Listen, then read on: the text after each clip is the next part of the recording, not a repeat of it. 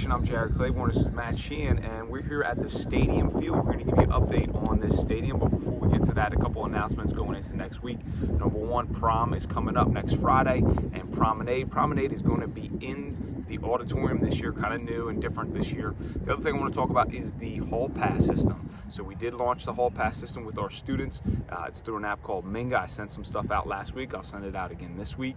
Just clarification, it is designed that it can be accessed and utilized by students using their school-issued tablet device.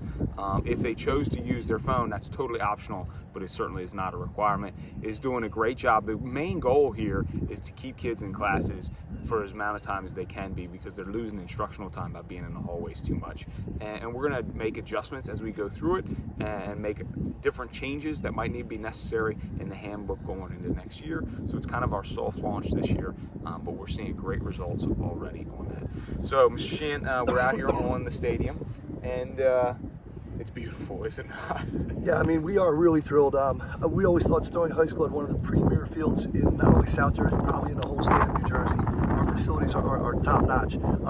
This will now be a central focus of our campus. It's going to do so much for not only our athletics, but our academics and different activities that now can access our field. So we're really super excited. We're very proud of what we have here, and we can't wait for our full participation by our student body and community.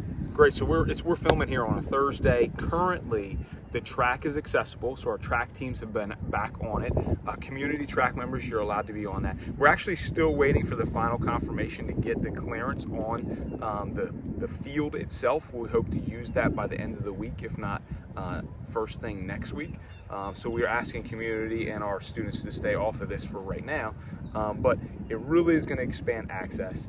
You're talking about a space that was almost dedicated to one program or team, with the exception of some nights that you might have done your senior night. But now it expands the use. We can have all field hockey up here. Both of our expanding and growing girls and lacrosse programs can play on this. And then soccer will have the option to do it too. And it's actually a larger field than it used to be, because we've made tons of improvements. So the big piece of this was just the underground of this system. Pieces that you'll never understand, I couldn't even explain to you, but to get the drainage proper underneath of here had to be done regardless of what you put on top of it. So huge commitment by the board to that. We've also added electrical use for our Channel 19 that's pre-run underneath here. There's water access that's necessary underneath. But as Matt said, some things for, we do our walks and other programs can come in as well. You know, I keep thinking back of how many of our graduating classes had their graduations inside because it wasn't raining out, but because the field was too wet to handle the chairs and the students walking on it. That will never happen again. Obviously, the weather plays its own game there and can make up its mind, but we're hoping to have all of our graduations outside. There won't be an issue with the field being wet, and I just think that's a great way to celebrate your graduating class with their parents and their friends. So we're really looking forward to some fun activities this year, which will only increase as we move forward and get to learn how we can access this field. So the commitment by the board has been tremendous. It's going to take all stakeholders to make sure that this campus and this facility is going to be taken care of. We want to maintain this as an open campus and that people have access to be out here.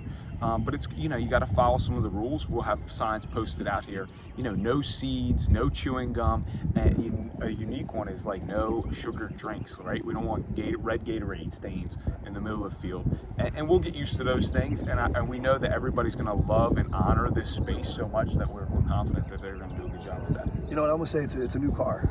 It has a new car feel, new car smell. People want to come out, and we're just asking for your patience as we just kind of tie up some loose ends with the field and get the proper approvals before we open up the field portion, of our stadium complex. So we're going to pause for a second, and then we're going to show you a couple other features at the field. Okay, a couple other features here with the stadium is the board made a big commitment to adding this fencing system. And what that does is allow us to operate multiple activities on the campus at the same time, specifically that track. So you can see it's very much in between the playing surface and some of the track activities. So this net allows practice to still go on this field while the team can continue to participate in their things.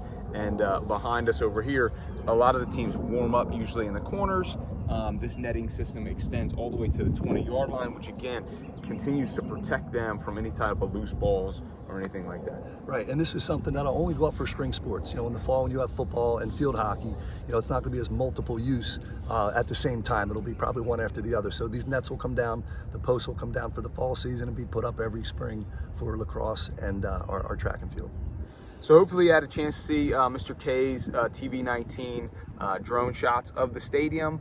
Again, the stadium field itself is not yet launched. We'll put out that information on when it is. The track is open.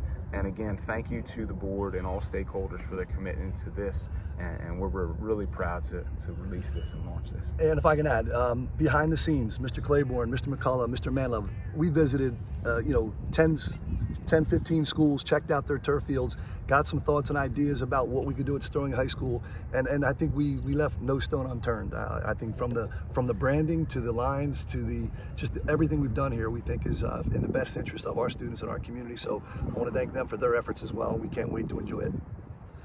Thanks for joining the Castle Connection. As always, go Knights.